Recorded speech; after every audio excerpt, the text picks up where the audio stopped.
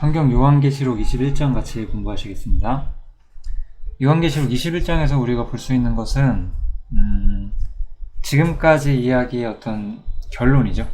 당연한 얘기겠지만 이제 2장밖에 안 남았고 우리가 지금까지 공부한 어떤 요한계시록의 결론이 나오고 있는데, 저는 이 결론이 결국은 이 복음으로 나아오라라고 말한다는 것이 좀 특별한 것 같아요. 이 복음으로 나아오라는 것. 이 사도 요한은 이 모든 계시를 보고 이 계시를 알려주면서 결국 사람에게 필요한 것은 무엇이다? 하나님의 복음을 반드시 믿어야 하는 것이다. 이런 결론을 내고 있어요. 21장, 22장까지 합쳐서. 그 중에서 이제 21장에서 우리가 먼저 살펴보고 22장에서 마저 살펴보도록 하겠습니다. 이제 모든 인류 역사의 끝에서 사도 요한이 보는 건 무엇이냐? 이제 새하늘과 새 땅을 본다는 거예요. 새하늘과 새 땅을 볼 때 처음 하늘, 처음 땅, 처음 바다죠. 이런 것들은 이제 더 이상 존재하지 않는다는 거예요. 처음 하늘과 처음 땅과 처음 바다는 다신 있지 않아요. 이 예전에 있었던 것, 첫 창조, 하나님께서 처음 세상에 창조하셨던 모든 것들은 이제 더 이상 존재하지 않는다는 거예요. 그리고 나서 새 하늘과 새 땅과 거룩한 성 새 예루살렘, 이 세 개의 어떤 모습이 크게 보이고 있죠.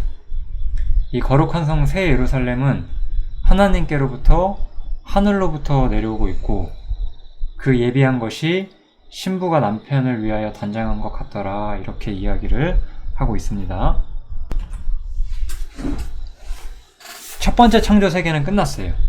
그리고 이제 새로운 창조 세계가 시작이 되었고, 이런 것들은 저는 당연히 문자적으로도 맞고, 또 어떤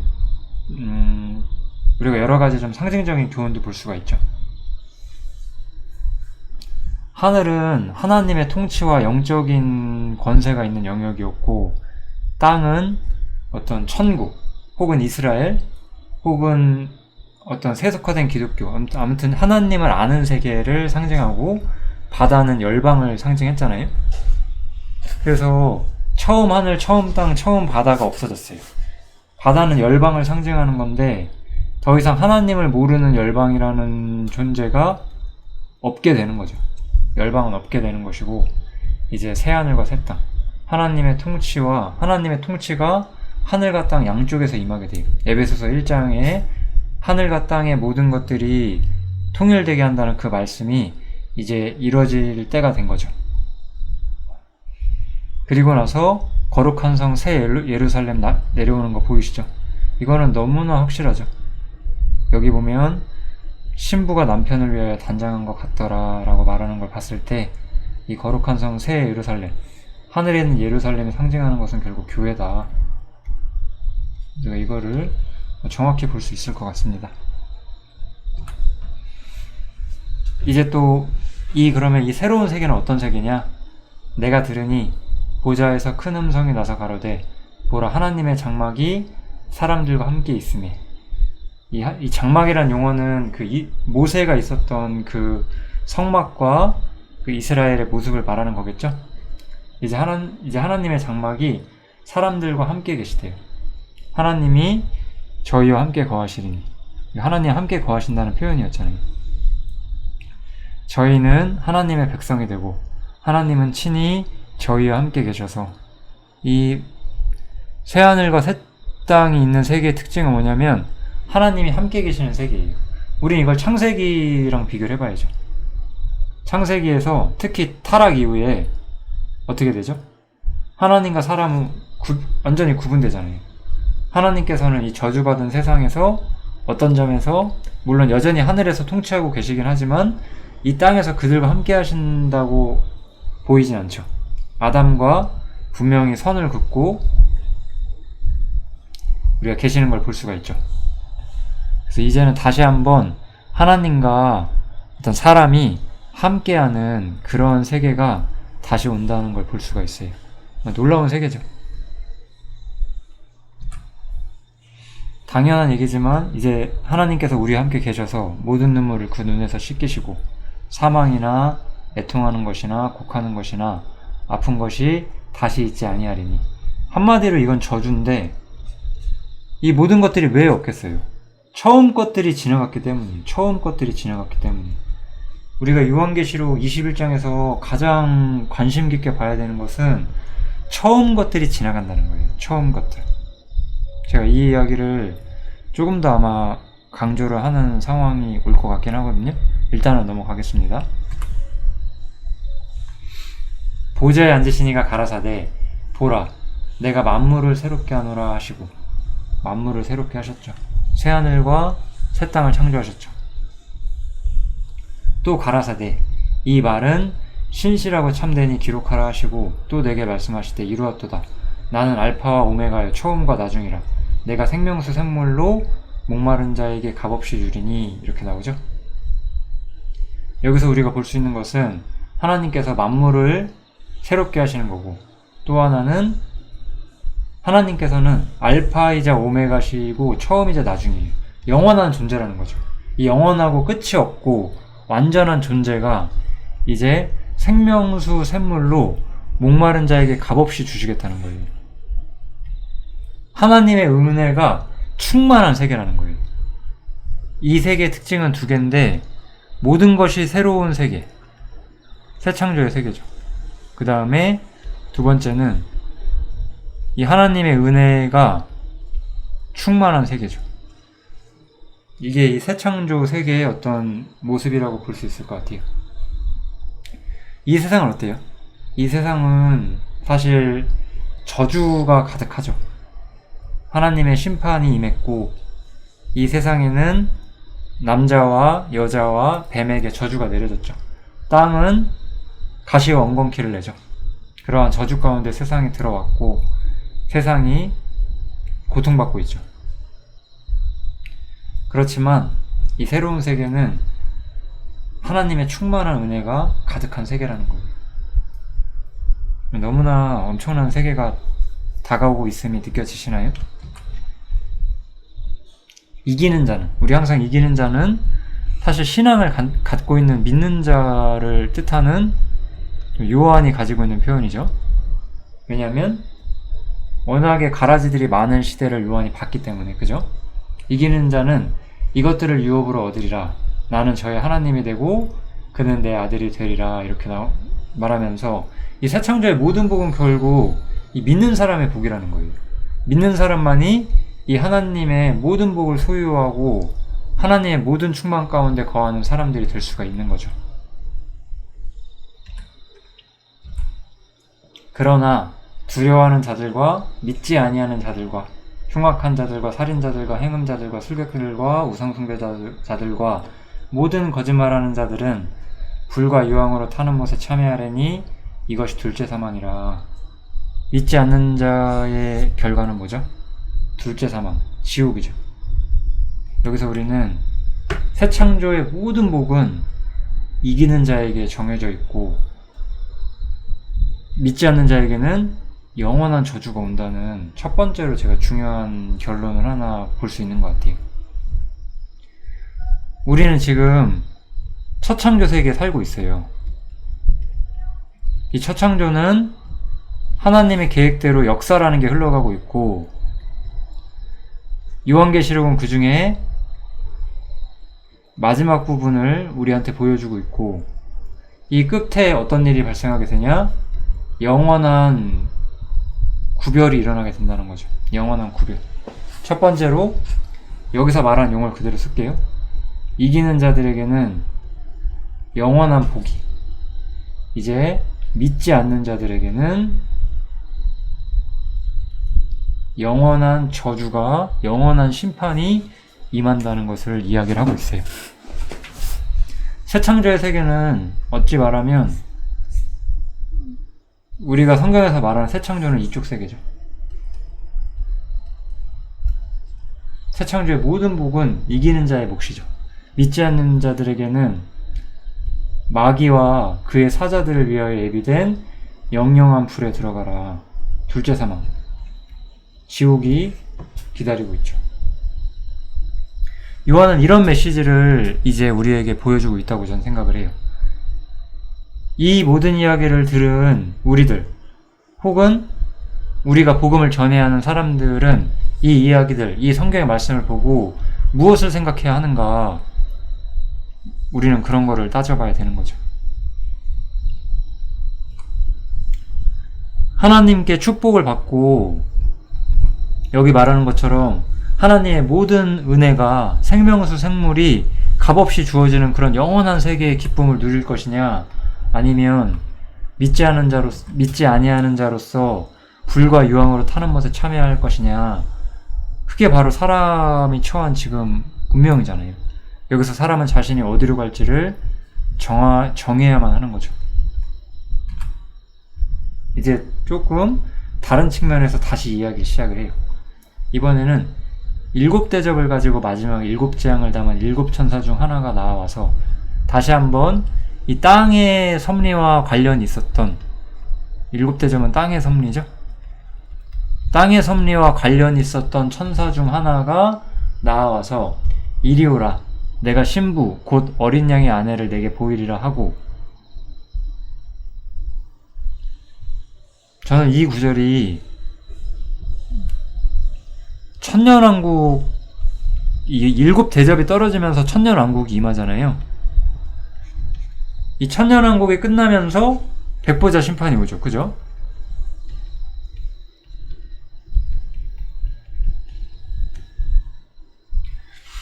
그러니까 이 7대접을 흔들었던 천사 중 하나, 그들은 최종적인 심판을, 지상에서의 최종적인 심판을 행하고 천년왕국을 가져오는 천사들이었는데, 그 천사 중 하나가 이제 이 천년왕국에 있는 사람들로부터 뭘 보게 하느냐, 하늘에서 내려오는 또 다른 어떤 중요한 그 우주의 중심이 되는 거룩한 성 새 예루살렘을 보이고자 하는 것이다. 좀 이런 느낌이 들더라고요. 천년왕국보다 더 높은 하나님의 계획과 목적을 가진 어린 양의 신부를 이제 봐야 되는 거죠. 천년왕국에 있었던 사람들이. 좀 그런 모습을 좀 보여주는 것 같아요. 이런 건 좀 우리가 모든 걸 이해하기는 좀 어려운 구절이지만, 저는 사실 하늘과 땅이라고 했을 때 땅에 있는 이야기가 지금 먼저 나온 거잖아요. 이제 이 땅에 결국에 있는 사람들이, 땅의 마지막에 있는 사람들이 이제 하늘에서 예비된 교회, 완성된 교회인 거룩한 성 새 예루살렘에 내려오는 것을 이렇게 보고 있다, 이런 생각이 좀 드네요. 근데 이 거룩한 성 새 예루살렘의 모습, 이 교회의 모습은 좀 구체적으로 굉장히 상징적인 언어로 표현이 되어 있어요. 첫 번째로 하나님의 영광이 있음에 그 성의 빛이 지극히 귀한 보석 같고 벽옥과 수정같이 맑더라, 이런 게 있고, 높은 성곽이 있고, 제가 이런 보석의 의미를 다 의미하지 않을게요. 그렇지만 제가 느끼기에 높은 성곽은 어떠한 대적도 없다는 거죠. 대적이 공략할 수 없다는 뜻이기 때문에 정말로 높은 성곽이 있어서 그런 의미라기보다는 대적이 공략할 수 없는 거죠. 사단이 패망했고 하나님의 힘과 능력으로 세워지는 곳이기 때문에 대적이 공격할 수가 없어요. 그리고 12문이 있는데 12천사가 있고, 그 문들이의 이름을 썼으니 이스라엘 12지파의 이름이라, 이렇게 나오죠. 그래서 이스라엘 12지파의 이름이 써졌다는 것은 특히 문에 써 있는 거잖아요.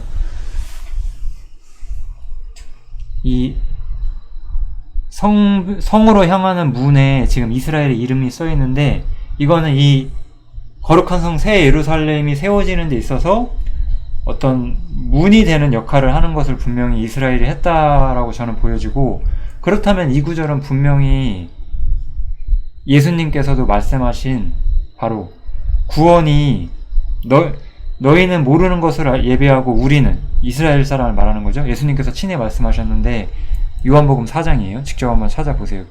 잘 모르시는 분들은. 예수님께서 그 사마리아 여자한테 너희는 모르는 것을 예비하고 우리는 아는 것을 예비하노니 구원이 유대인에게서 남이니라 라고 말해요. 그래서 이 구원의 어떤 시작에 유대인이 있었다는 거. 그래서 유대인의 역사 가운데 예수님이 오셨고 예수님이 거절당함으로써 온 세상 사람이 복음을 들을 기회가 왔잖아요. 이런 모든 것들을 하나님이 보시고 이렇게 성을 설계하신 것 같아요.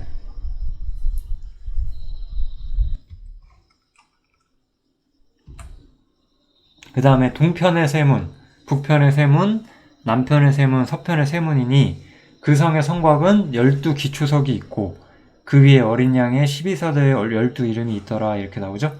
그래서 여기 에베소서에 보면 어떤 교회가 세워지는 원리들이 나오는데 너희는 사도들과 선지자들의 터 위에 세우심을 입은 자라 이렇게 나왔어요.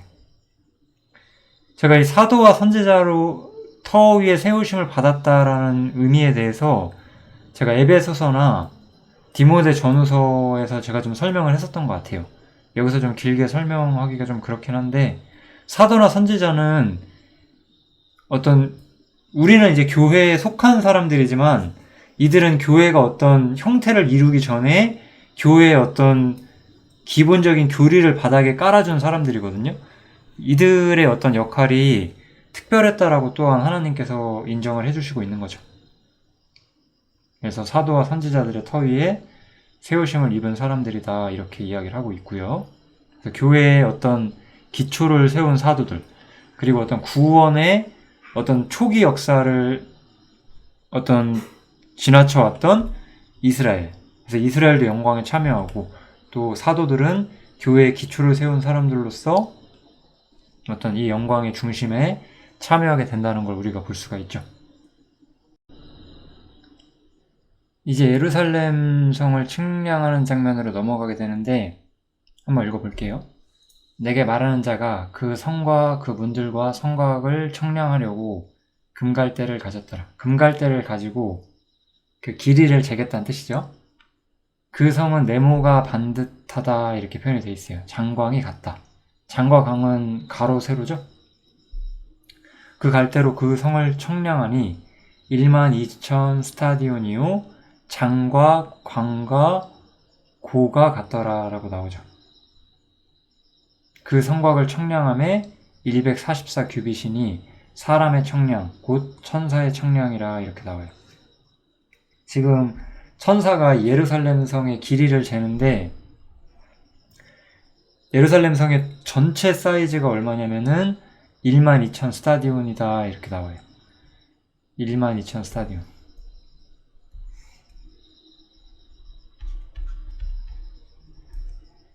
그 다음에 성곽은 144 규빗이다 이렇게 나오죠.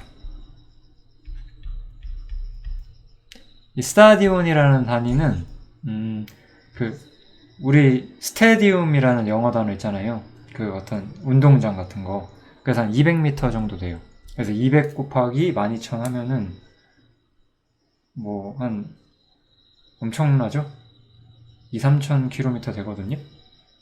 그래서 엄청난 크기의 예루살렘 성이 하늘로부터 내려오는 것을 볼 수가 있어요. 근데 여기 있는 숫자들을 보면은 이 숫자들을 크게 제가 의미를 두고자 하는 건 아닌데 마지막 구절 때문에 이야기를 하는 거거든요. 사람의 측량 곧 천사의 청량이다 이런 표현이 되어 있어요. 12,000 스타디온 그 다음에 144 규빗 이렇게 나오는데 성경에서 12, 144는 12 곱하기 12죠. 그죠? 그래서 이런 숫자들은 12를 중심으로 쓰여지고 있는 숫자인데 성경에서 12는 어떤 완전한 통치를 상징해요. 완전한 통치.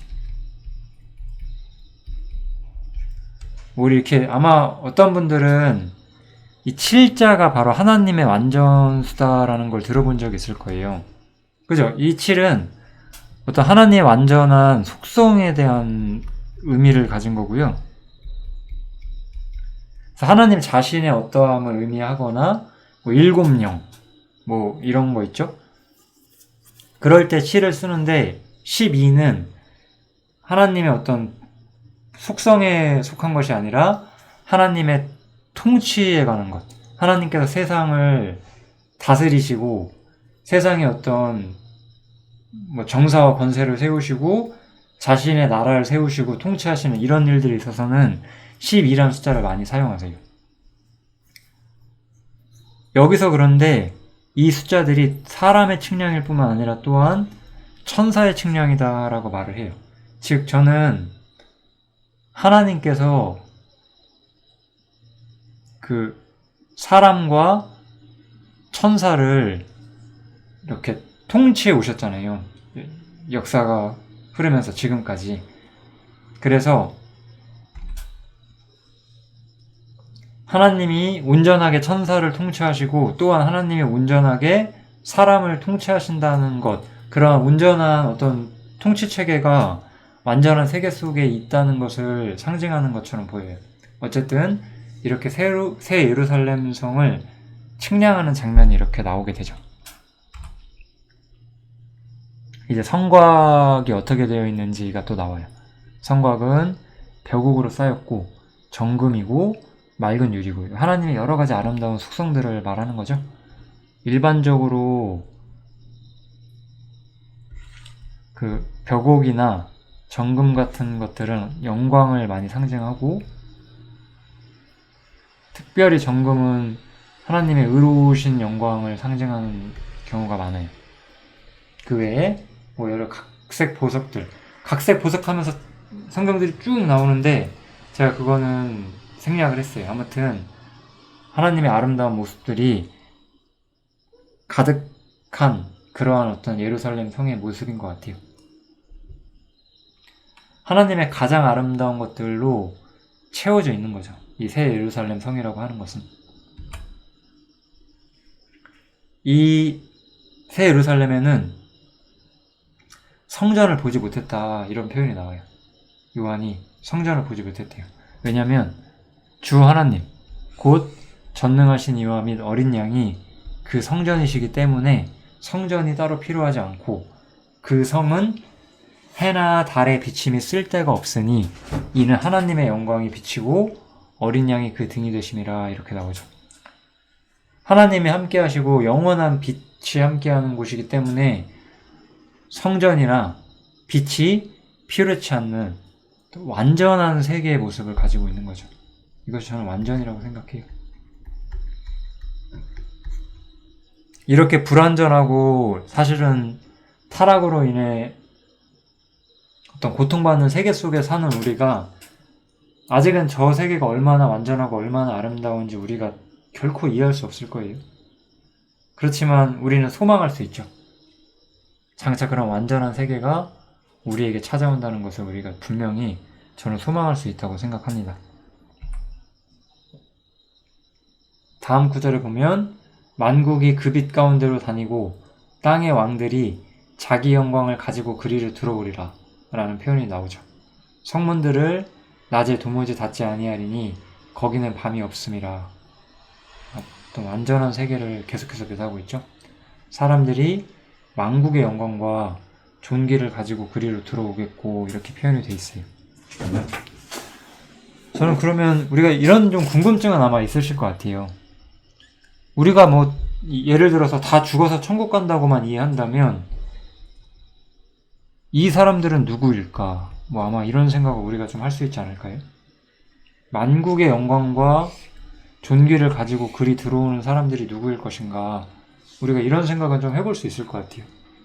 저도 이것이 딱 누구다 이렇게 단정지어서 말씀드릴 수가 없죠. 이 미래에 대한 이야기는 우리가 100% 정확히 예측하는 게 불가능하기 때문에 다만 우리가 계속해서 하늘에 대한 하나님의 목적과 땅에 대한 하나님의 목적을 받고 땅에서는 이스라엘이 하나님의 영광 가운데 세워지게 됐고 하늘에서는 교회가 세워지게 되고 땅에서 먼저 천년왕국이 세워지게 되잖아요. 이 천년왕국 가운데는 믿지 않는 사람들도 있었던 걸 봤죠. 우리가 이런 걸 봤을 때 아마도 땅에서 어떤 믿음을 가진 사람들, 마지막 때 혹은 그 이후에 땅에서 믿음을 가진 사람들의 일부는 이 땅에 속한 사람으로서 하늘에 있는 아름다움을 노래하면서 영원한 세계 속에 사는 사람들도 있을 것이고, 우리는 이 새 예루살렘 안에서 사는 존재라고 좀 봐야 되지 않을까요?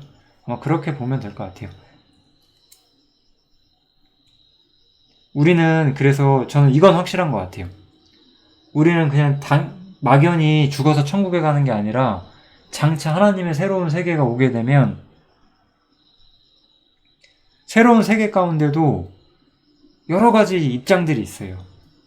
새로운 땅에 사는 사람들, 새로운 하늘에 속한 사람들, 그 가운데 어떤 영광의 중심인 새 예루살렘에 거하는 사람들, 이렇게 여러 가지 입장들이 존재하고 있는데 우리는 그 중에서도 모든 영광의 중심에 있다는 거죠.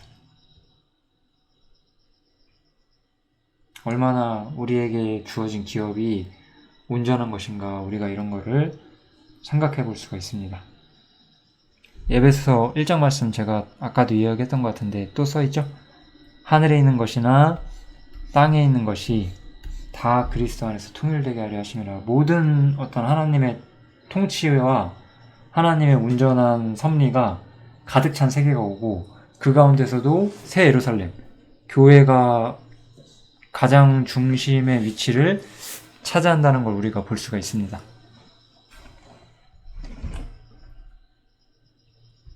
마지막 구절에 이렇게 써있죠. 무엇이든지 속된 것이나 가증한 일 또는 거짓말하는 자는 결코 그리로 들어오지 못하되 오직 어린 양의 생명책에 기록된 자들 뿐이라, 이렇게 나오죠.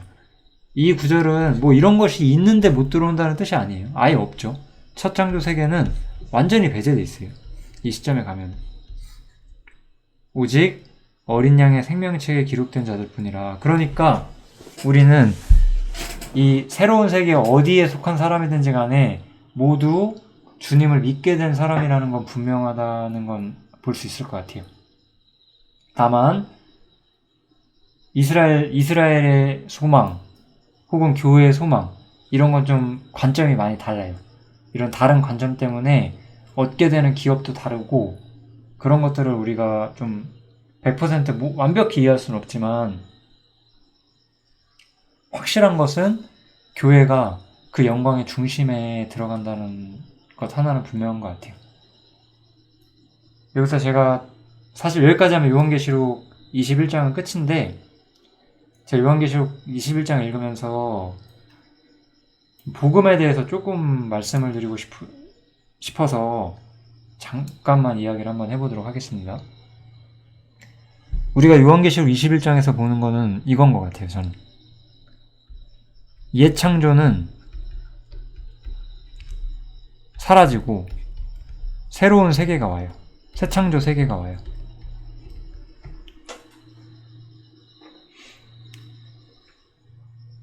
우리는 옛사람이었는데, 우리 개인들의 삶을 보면 옛사람이었는데 새 사람이 되었어요. 고린도후서에서는 우리가 새로운 피조물이다, 이렇게도 말을 하죠. 새로운 피조물.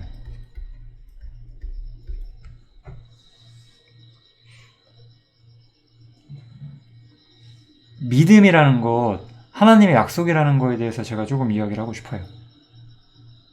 우리는 교회의 시대를 살아가고 있고, 교회는 죄사함을 중심으로 형성되는 세계잖아요. 그러다 보니까 제가 이렇게 10여 년 동안 신앙생활 하면서 배운 건 뭐냐, 단순하게 죄사함을 알고 있는 사람은 많아요.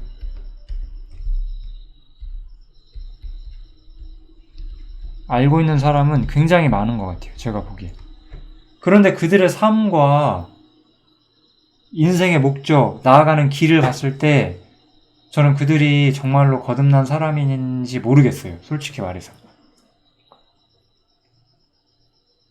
왜냐하면 그들의 믿음 속에는 이 복음 속에 나와 있는 하나님의 영원한 목적에 대한 원리가 전혀 새겨져 있지 않아요. 내가 성경을 몰라서 그런 거 아닐까? 뭐 그렇게도 말할 수 있는데 아니에요. 제가 말하고 싶은 건 이건데, 사람이 신앙에 대한 지식이 다를 수가 있어요. 누구나 다 처음부터 모든 걸 알진 못해요. 그렇지만 우리 아브라함을 한번 예로 들어볼게요.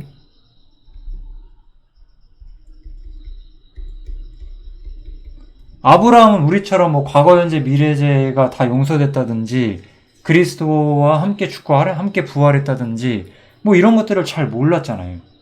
우리가 성경에서 아브라함이 그런 걸 알았다는 단서를 전혀 찾을 수가 없죠. 그렇지만 아브라함은 믿음이 있었기 때문에 무엇을 했죠? 우리가 믿음 때문에 이 사람들이 뭘 했는지 볼게요. 원래 살던 곳 갈대아 우르를 떠나서 가나안으로 갔어요. 이 사람한테 우르는 첫 세계였어요. 가나안은 새로운 세계였어요. 모세를 볼게요. 모세와 모세 시대 함께 했던 사람들을 볼게요. 모세는 애굽을 떠나서 가나안으로 가는 여정을 했어요. 물론 이제 광야에서 고꾸라지게 되고 여호수아가 이어받게 되지만, 모세와 여호수아를 같이 봤을 때 이들은 애굽에서 가나안으로 가는 그러한 믿음을 보여줬죠. 결국 제가 여기서 좀 말씀을 드리고 싶었던 건 또 이제 선지자들을 예로 들어볼게요. 다윗이나 그 외에 어떤 선지자들을 우리가 볼 때는 뭘 볼 수 있냐면, 과거 이스라엘은 이미 분열되었고 실패했거든요. 이들은 온전한 나라가 오기를 바랬어요. 새로운 완전한 왕국. 그게 이제 우리가 요한계시록 봤기 때문에 천년왕국이라는 것으로 성취되는 걸 봤잖아요. 이들은 하나님을 믿었고, 이들이 바랬던 건 무엇이냐? 하나님이 만드시는 새로운 세계예요. 우리가 여기서 볼 수 있는 건 뭐냐면, 이쪽 세계는 뭐죠? 이쪽 세계는 사람들의 세계예요. 이쪽 세계는 하나님의 세계예요. 믿음이란 거는 그들의 영혼 속에 새로운 세계를 가져와요. 그런데 제가 많은 기독교인들이 이렇게 말해요. 아니, 우리가 이 세상을 사는 것도 되게 중요하지 않냐. 이 세상에서 뭔가 이런 거 없이 살 수 없진 않냐. 이러면서 자기를 합리화하죠. 그러면 이 사람들의 믿음은 다 뭐가 되죠? 우리의 믿음은 뭐가 돼요? 우리는 옛 창조, 우리는 이 사람들보다 더 높은 것을 추구하는 사람들. 왜냐하면 교회는 사람들이 말하는 세상 자체를 이 사람들은 우르를 버렸고 애굽을 버렸고 이스라엘은 나라를 포기했지만, 우리는 이런 것보다 더 높은 걸 포기하는데 우리는 세상 자체를 포기한다고요. 왜냐? 새하늘과 새 땅을 볼 거니까요.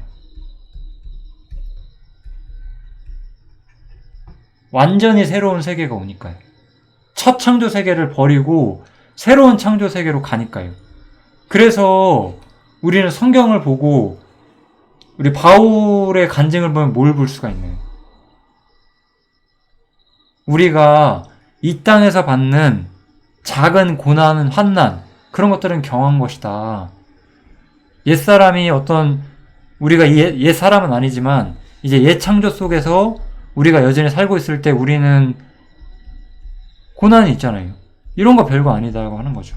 이로 인해서 새 창조 가운데 얻을 영광은 엄청나다라고 이야기를 하는 거잖아요. 믿음은 우리가 무엇을 추구하며 살아야 되는지를 정확하게 말해줘요. 어떤 사람이 성경의 어떤 부분에 대해서 구체적인 지식을 가지고 있다, 저는 그런 거 그렇게 저한테는 중요한 일 아니에요.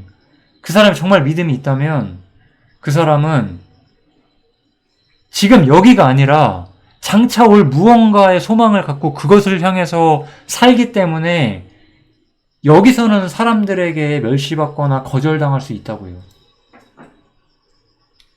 복음을 믿는 사람에게는 항상 이게 있어요. 복음을 믿는 사람들은 뭐죠? 자기가 원래 살던 세계가 불완전하고 자기는 그 불완전한 세계 속에서 함께 망할 존재라는 걸 깨달은 사람들이에요. 그래서 하나님이 만드시고 하나님이 초청하시는 새로운 세계로 나가기를 바랬던 사람들이에요. 22장에서는 이제 이 하나님의 초대에 대해서 우리가 좀 더 많이 볼 거예요. 이 완전한 세계로의 초대에 대해서. 다만 우린 여기서 뭘 볼 수 있냐? 믿음의 어떤 본질을 볼 수가 있습니다. 단순히 저는 어떤 사람이 죄사함을 지식적으로 받아들인다 이런 거 저한테는 중요하지 않아요. 정말 믿는 사람들은 무엇을 위해 사는지가 정해져 있거든요. 새로운 세계로 나가는 거예요. 우루가 아니라 가나안으로 나갔어요. 애굽이 아니라 가나안으로 나갔어요. 이스라엘은 실패했기 때문에 장차 완전한 세계를 바랬어요. 새로운 나라를 바랬어요. 이제 우리는 이 세상 자체가 하나님 앞에 심판을 받을 것이고 불살라질 것을 모든 것을 받고 장차 오는 세계를 봤어요. 그래서 거기로 불러오라는 것을 성경은 우리한테 가르쳐주는 거예요.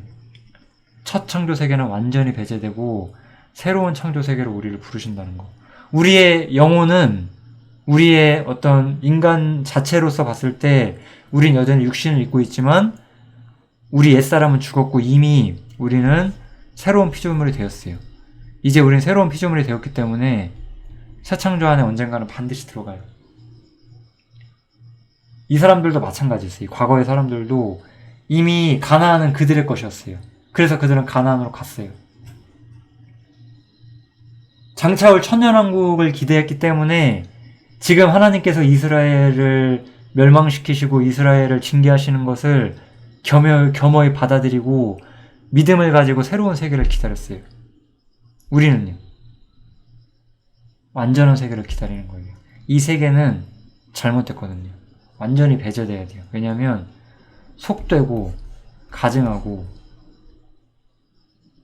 그런 것들로 가득하기 때문에 하나님은 우리를 완전히 새로운 세계로 부르실 거예요. 요한계시록 21장 여기서 마치겠습니다. 이 마지막에 제가 했던 이야기를 좀 같이 한번 생각해 보면 좋겠습니다. 감사합니다.